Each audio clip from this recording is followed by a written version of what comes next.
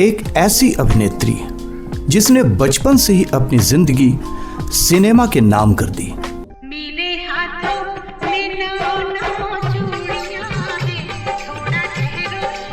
जो आगे चलकर बनी भारतीय सिनेमा की सबसे महंगी और फेमस हीरोइन। काटे नहीं कटते ये दिन ये रात कहनी थी तुमसे जो दिल, जिसने भारतीय सिनेमा के सभी दर्शकों को अपनी खूबसूरती और अभिनय के जादू से अपना दीवाना बना दी।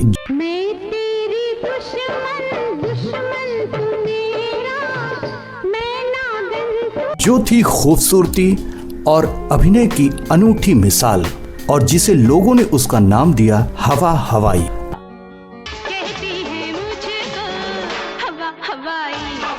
और वो थी उन दिनों की भारतीय सिनेमा की सबसे ज्यादा चार्ज करने वाली इकलौती हीरोइन, और वो बनी भारतीय सिनेमा की पहली लेडी सुपरस्टार।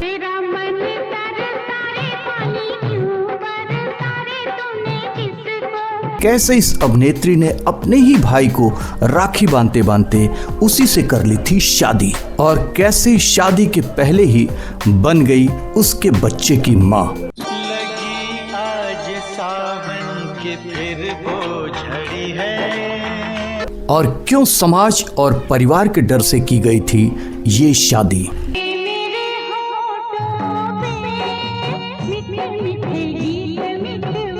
और कैसे एक दिन बाथ टब में नहाते नहाते हो गई थी इनकी मौत। ये सब बर्दाश्त नहीं हो रहा छोटे अब्बू, मैं पागल हो जाऊंगी, मैं मर जाऊंगी। एक ऐसी हीरोइन जो बचपन से ही सिनेमा में काम करने लगी थी और जिसकी सबसे पहली हिंदी फिल्म थी सुपर फ्लॉप, और उसके बावजूद भी एक समय के बाद वो हिंदी सिनेमा की बनी सबसे हाई पेमेंट लेने वाली इकलौती हीरोइन, और जिसने हिंदी सिनेमा के अलावा तमिल, तेलुगु, मलयालम और कन्नड़ भाषा के सिनेमा को भी अपनी एक्टिंग और खूबसूरती से दीवाना बनाया, जिसे दर्शकों ने कहा कभी उसे हवा हवाई तो कभी कहा चांद की चांद। जी हाँ, हम बात कर रहे हैं सिर्फ और सिर्फ श्रीदेवी की। इस वीडियो में हम सब कुछ जानेंगे विस्तार से।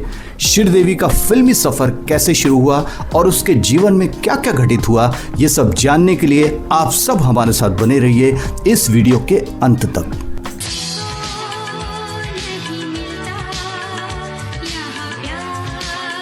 श्रीदेवी का नाम है श्री अम्मा यंगर अयप्पन।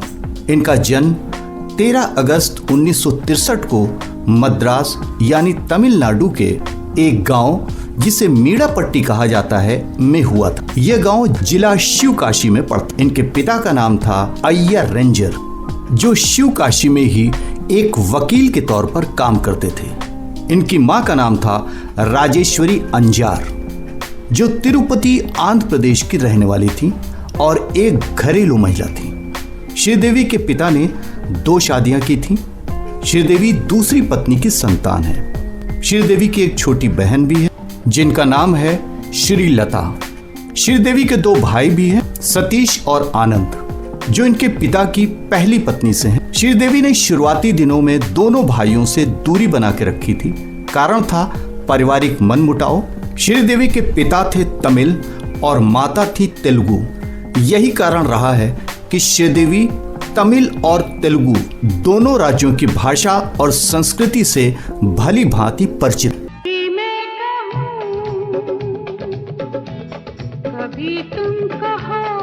श्रीदेवी कभी भी स्कूल या कॉलेज नहीं गई थी और उन्होंने बचपन से जो भी देखा तो सिर्फ और सिर्फ सिनेमा का पर्दा।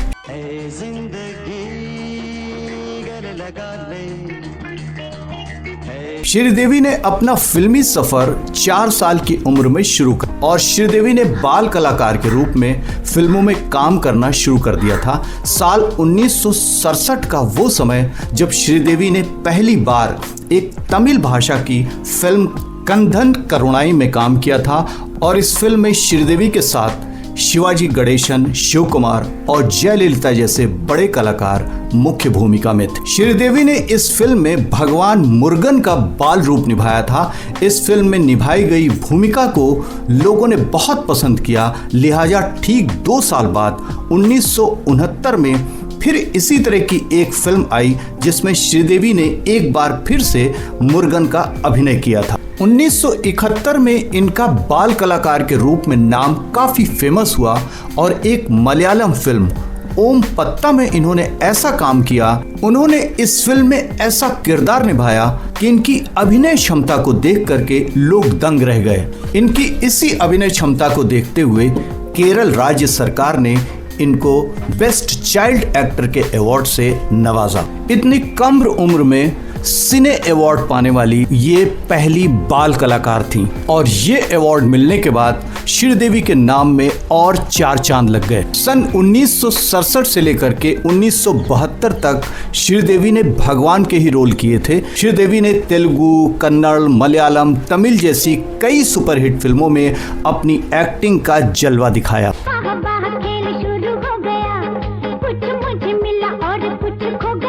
श्रीदेवी को अपने जीवन से कोई भी शिकायत नहीं थी और वो पूरी जिंदगी यही कहती रहीं कि मुझे अपने जीवन से कोई शिकायत नहीं है, जिंदगी के सभी रंग मुझे अच्छे लगते हैं। अगर जिंदगी दोबारा से शुरू हुई तो मैं फिर से अपनी आंखें फिल्मों में ही खोलूंगी। श्रीदेवी के लिए फिल्मी पर्दा और कैमरा ही सब कुछ था।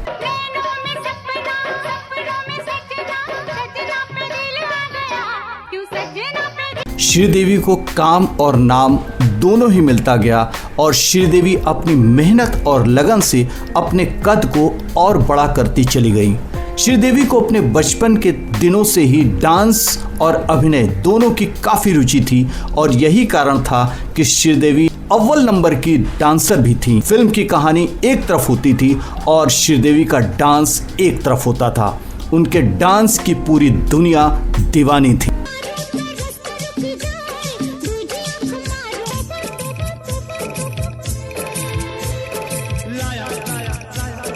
श्रीदेवी ने अपने फिल्मी कैरियर में सभी दिग्गज अभिनेताओं के साथ काम किया, जिसमें कि साउथ फिल्म इंडस्ट्री के जयललिता, शिवाजी गणेशन, एन.टी. रामाराव, कमल हसन और रजनीकांत जैसे सुपरस्टार इनकी लिस्ट में शामिल हैं। श्रीदेवी की एक तेलुगु फिल्म थी जो तमिल की एक ब्लॉकबस्टर फिल्म थी। इसको तेलुगु, मलयालम के साथ हिंदी में भी रिलीज किया गया था। हिंदी में इस फिल्म का नाम रखा गया था 16 सावन।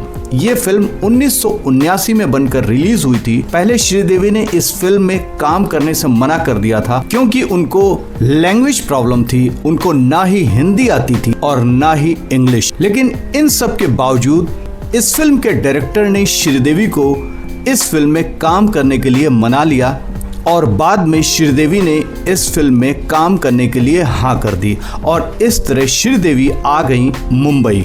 इस फिल्म में इनके साथ इनके हीरो थे अमोल पालेकर। यह फिल्म बॉक्स ऑफिस पर कुछ कमाल तो नहीं कर पाई और सुपर फ्लॉप हो गई थी। इस फिल्म की नाकामयाबी के बाद श्रीदेवी ने हिंदी फिल्मों में काम करना बंद कर दिया और वो साउथ फिल्म इंडस्ट्री वापस चली गई। इस फिल्म को श्रीदेवी की हिंदी सिनेमा में एक डेब्यू फिल्म के रूप में जाना जाता है।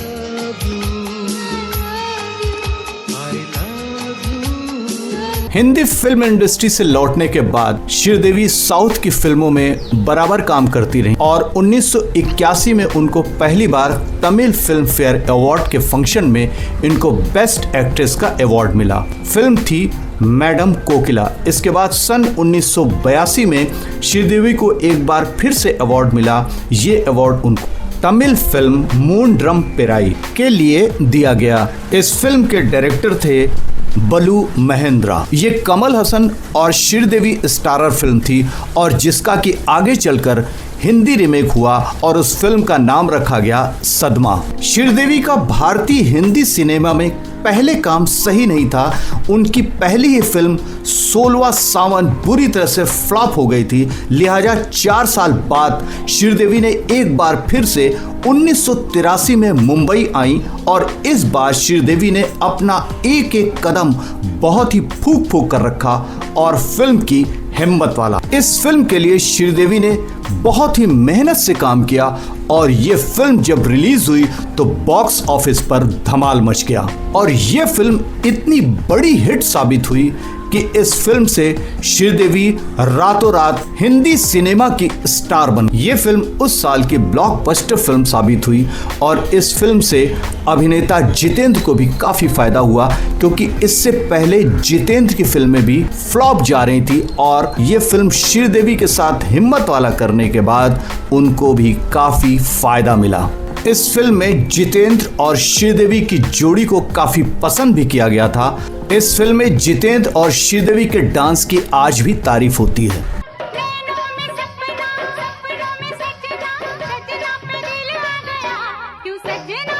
इसके बाद इस साल इन दोनों ने 3 फिल्में और की थी, जानी दोस्त, जस्टिस चौधरी और मवाली। इन 3 फिल्मों के बाद तो श्रीदेवी ने हिंदी सिनेमा में अपना सिक्का जमा लिया और लोग भी इनकी काफी तारीफ करने लगे। हिंदी सिनेमा में श्रीदेवी का नाम मिलने के बावजूद भी श्रीदेवी ने साउथ फिल्मों का रास्ता कभी नहीं बंद किया और वो साउथ में भी फिल्में बराबर करती रहीं। उनकी एक फिल्म तोहफा, जिसमें श्रीदेवी और जितेंद्र की जोड़ी एक बार फिर से साथ में नजर आई और इस फिल्म में श्रीदेवी के डांस और गीतों को लोगों ने बहुत पसंद किया और ये फिल्म बन गई उस साल की सबसे ज्यादा कमाई करने वाली हिंदी फिल्म। 1984 में फिल्म फेयर मैगजीन ने तो श्रीदेवी की फोटो छापकर उनके कद और लोकप्रियता को और बड़ा कर दिया था। इस फिल्म में गाने थे एक प्यार का तोहफा और एक आंख मारूं तो, दोनों ही गाने ब्लॉकबस्टर रहे। किशोर कुमार और आशा भोसले जी ने इन दोनों गानों को बखूबी गाया।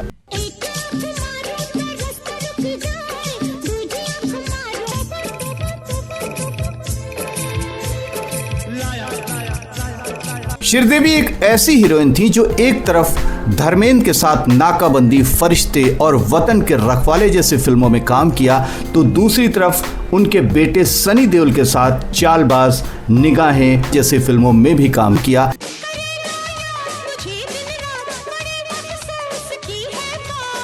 श्रीदेवी की एक फिल्म नगीना अपने दौर की सुपरहिट फिल्मों में से एक है। इस फिल्म में श्रीदेवी ने जो इच्छाधारी नागिन का रोल अदा किया था उसे दुनिया देखती रहेगी। इस फिल्म को नाग नागिन के ऊपर की बेस्ट फिल्म माना जाता है। इस फिल्म के लिए श्रीदेवी को स्पेशल लेंस आंखों में पहनने के लिए दिए गए थे जिसमें उनकी आंखों को बिल्कुल कातिलाना अंदाज में दिखाया गया था। इस फिल्म से श्रीदेवी को दुनिया भर में काफी चर्चा मिली थी। इसके बाद सन 1986 में श्रीदेवी की सुपरहिट फिल्म कर्मा भी रिलीज हुई थी और यह एक मल्टी स्टारर फिल्म थी। इसके बाद श्रीदेवी की फिरोज खान के साथ एक फिल्म आई जांबाज। इस फिल्म का श्रीदेवी का एक सॉन्ग पूरी फिल्म पर भारी पड़ गया था। दोनों फिल्में बॉक्स ऑफिस पर ब्लॉकबस्टर साबित हुई थी। श्रीदेवी ने 30 सालों तक भारतीय सिनेमा के सभी टॉप हीरोज के साथ काम किया और वो उनके साथ फिल्मी पर्दे पर रोमांस करती भी नजर आई। उन्होंने 70 के दशक में राजेश खन्ना, विनोद खन्ना, धर्मेंद्र, अमिताभ बच्चन, शत्रुघ्न सिन्हा,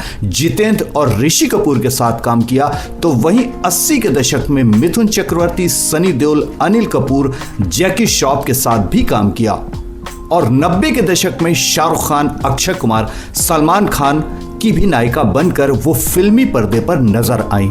श्रीदेवी की संजय दत्त के साथ कभी नहीं बनी और इसकी वजह थी कि जब श्रीदेवी हिम्मत वाला फिल्म की शूटिंग कर रही थी तो संजय दत्त ने श्रीदेवी की खूबसूरती और एक्टिंग के चर्चे सुने थे, जिसके चलते संजय दत्त श्रीदेवी से मिलने उनके सेट पर शराब पीकर पहुंच गए। उनके इस तरह के रवैये से श्रीदेवी बहुत नाराज हो गई और फिल्म के सेट से उठकर अपने मेकअप रूम में चली गई और वहीं उन्होंने ये मन बना लिया था कि वो जिंदगी में कभी भी संजय दत्त के साथ काम नहीं कर। लेकिन सन 1993 में महेश भट्ट ने एक फिल्म बनाई जिसका नाम था गुमराह। इसमें संजय दत्त और श्रीदेवी ने एक साथ काम किया। फिल्म में काम करने को लेकर उनको नहीं पता था कि फिल्म में संजय दत्त भी हैं। महेश भट्ट को किए गए वादे को पूरा करने के लिए श्रीदेवी ने इस फिल्म को पूरा किया और यह फिल्म बॉक्स ऑफिस पर सुपरहिट साबित हुई।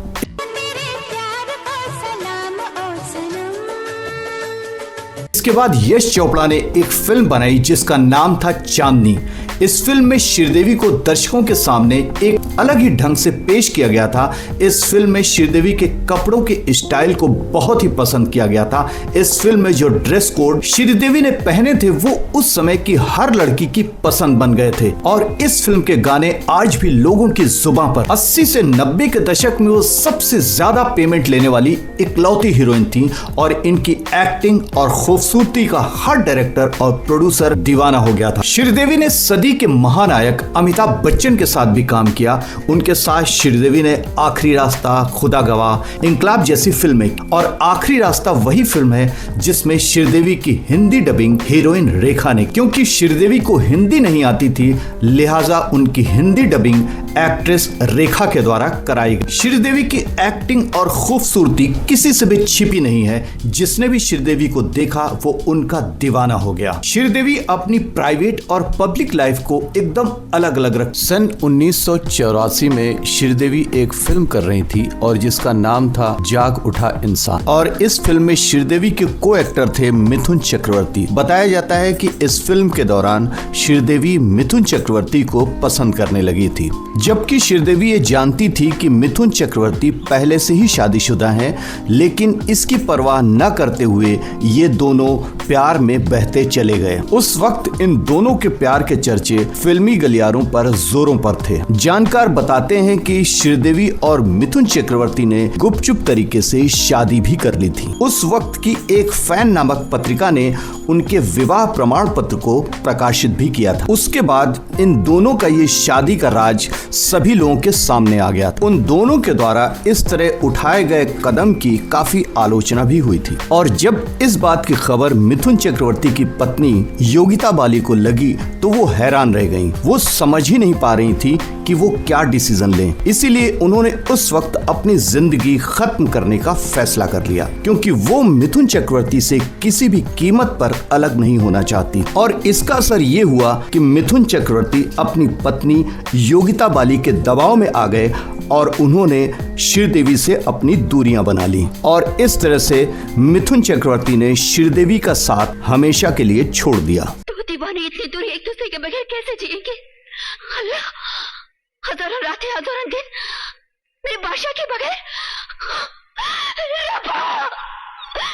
ये तूने क्या किया? श्रीदेवी की जिंदगी में अभी भी मुसीबतें कम नहीं हुई। सन 1970 से लेके 80 के दशक में फिल्म मेकर बोनी कपूर ने श्रीदेवी को एक तमिल फिल्म में देखा था और उन्हें देखकर बोनी कपूर पहली ही नजर में श्रीदेवी के दीवाने हो गए थे। उस समय वो एक नई फिल्म ऋषि कपूर के साथ बनाना चाह रहे थे, जिसके लिए वो एक नई हीरोइन की तलाश में थे और जब उन्होंने श्रीदेवी को देखा तो वे उन्हें साइन करने के लिए उनके घर मद्रास पहुंच गए। लेकिन श्रीदेवी उस वक्त बोनी कपूर को वहां मिली नहीं, क्योंकि वो अपनी किसी फिल्म की शूटिंग के सिलसिले में आउट ऑफ इंडिया थी। बताया जाता है कि उन दिनों श्रीदेवी की साउथ इंडियन मूवीज में फीस काफी हाई हुआ करती थी और जब इस बात की जानकारी बोनी कपूर को लगी तो वो वापस मुंबई आ गए। लेकिन एक बार फिर सन 1986 में बोनी कपूर अपनी एक नई फिल्म मिस्टर इंडिया बना रहे थे और उसमें वो अनिल कपूर के अपोजिट में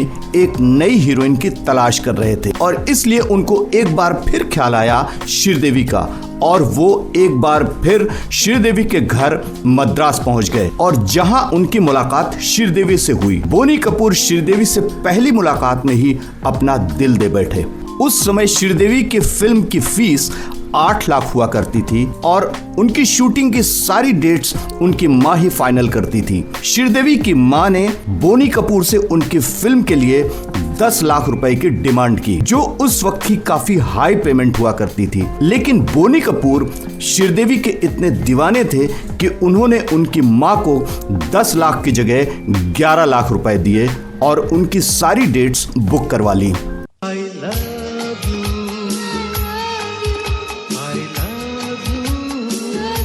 और श्रीदेवी फिल्म की शूटिंग के सिलसिले में मुंबई आ गईं और इस बार श्रीदेवी को बोनी कपूर ने अपने ही घर में रहने की जगह दे दी। लेकिन बोनी कपूर उस समय मिथुन चक्रवर्ती और श्रीदेवी के अफेयर के बारे में बिल्कुल अनजान थे। वो नहीं जानते थे कि श्रीदेवी मिथुन चक्रवर्ती से प्यार करती थी। मिथुन चक्रवर्ती को श्रीदेवी का इस तरह से बोनी कपूर के घर में रहना बिल्कुल पसंद नहीं था और वो हमेशा श्रीदेवी से इस बात के लिए झगड़ा भी करते रहते। लेकिन बोनी कपूर श्रीदेवी की बहुत फिक्र किया करते थे और उनकी काफी देखभाल भी करते थे। बस उनका यही रवैया मिथुन चक्रवर्ती को खटकता था और बात यहाँ तक बढ़ गई, एक दिन मिथुन चक्रवर्ती ने श्रीदेवी को बोनी कपूर को राखी बांधने तक के लिए कह दिया और श्रीदेवी ने मिथुन चक्रवर्ती की बात भी मान ली और बोनी कपूर को राखी भी बांध दी। बताया जाता है कि श्रीदेवी बोनी कपूर को उनकी पत्नी मोना कपूर के सामने हर साल राखी बांधती थी और यह सिलसिला कई सालों तक चला। कुछ समय बाद मिथुन चक्रवर्ती और श्रीदेवी का अफेयर खत्म हो गया, लेकिन राखी बांधने के कारण श्रीदेवी बोनी कपूर को मन ही मन चाहने के बावजूद भी उन्हें प्रपोज नहीं कर पा रही थी। बोनी कपूर पहले से ही शादीशुदा थे और वो श्रीदेवी को भी प्यार करने लगे। वो अपनी पत्नी और श्रीदेवी के प्यार में इस तरह से फंसे हुए थे कि वो कोई भी फैसला नहीं ले पा रहे। और एक दिन फिल्म मिस्टर इंडिया के सेट पर बोनी कपूर ने अपने दिल की बात आखिर श्रीदेवी को कह डाली और वहीं श्रीदेवी ने भी बोनी कपूर के द्वारा की गई उनकी देखभाल और फिक्र को देखते हुए उन्होंने भी बिना कुछ सोचे समझे इस रिश्ते के लिए हाँ कर दी। जबकि श्रीदेवी बोनी कपूर को हर साल राखी बांधती थी, लेकिन उन्होंने किसी भी रिश्ते की मर्यादा समाज की परवाह किए बिना बोनी कपूर के फैसले को स्वीकार कर लिया। बोनी कपूर ने अपनी बीवी मोना शौरी कपूर को तलाक दे दिया और सन 1996 में श्रीदेवी से एक मंदिर में शादी कर ली। मोना शौरी कपूर वही थी जिन्होंने श्रीदेवी को अपने घर में रहने के लिए जगह दी थी और श्रीदेवी ने उन्हीं का घर तोड़ दिया था।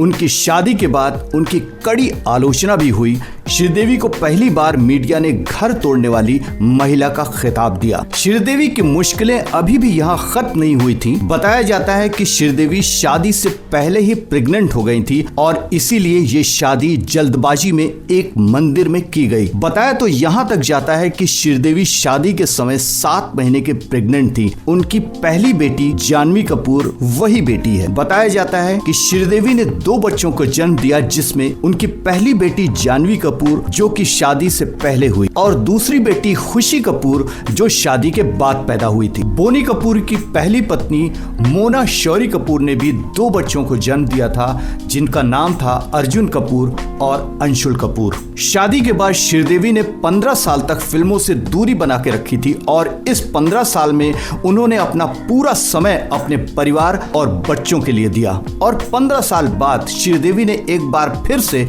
हिंदी सिनेमा में कमबैक किया और इस बार वो नजर आई हिंदी फिल्म इंग्लिश विंग्लिश में। इस फिल्म में ये टूटी फूटी इंग्लिश बोलती हुई नजर आई। श्रीदेवी ने सिनेमा के पर्दे के अलावा छोटे पर्दे पर भी काम किया, जिसमें इनके कुछ प्रमुख सीरियल थे, जैसे 10 का दम, जीना इसी का नाम इत्यादि। श्रीदेवी कभी स्कूल नहीं गई थी, लेकिन उसके बावजूद भी वो बनी board of director Asia academy of film and television की, जहां पर बच्चों को अभिनय पढ़ाया जाता है। श्रीदेवी ने भारतीय हिंदी सिनेमा में लगभग 300 फिल्मों में काम किया, लेकिन उनमें कुछ ऐसी फिल्में भी थी जिसको कि श्रीदेवी ने ठुकराया भी था, जिसमें शक्ति, दी पावर, जिसमें शाहरुख खान और नाना पाटेकर थे, कामयाब, होशियार, खुदगर्ज, विजय अभिमन्यु, अजूबा, बेटा, डर, आईना, बाजीगर, मोहरा, अंजाम, दिल तो पागल है, यादें और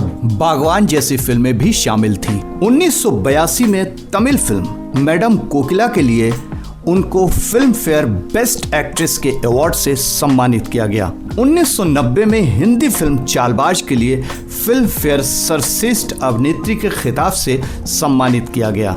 1991 में तेलुगु फिल्म के लिए एक बार फिर उन्हें फिल्म फेयर बेस्ट एक्ट्रेस का अवार्ड मिला और 1992 में हिंदी फिल्म लम्हे के लिए फिल्म फेयर पुरस्कार से सम्मानित किया गया। और वहीं साल 2013 में हिंदी फिल्म नगीना और मिस्टर इंडिया के लिए भी उन्हें सम्मानित किया गया। 2013 में उन्हें भारत सरकार द्वारा पद्मश्री अवार्ड देकर सम्मानित किया गया और 2017 में उनको सबसे बड़ा अवार्ड राष्ट्रीय फिल्म पुरस्कार भी मिला।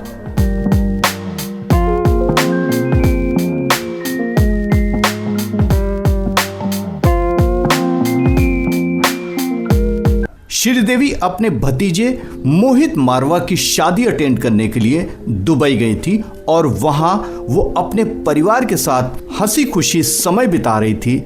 लेकिन एक शाम वो नहाने के लिए बाथरूम में गई और इस होटल में उनके साथ उनकी बेटी और पति बोनी कपूर भी मौजूद थे।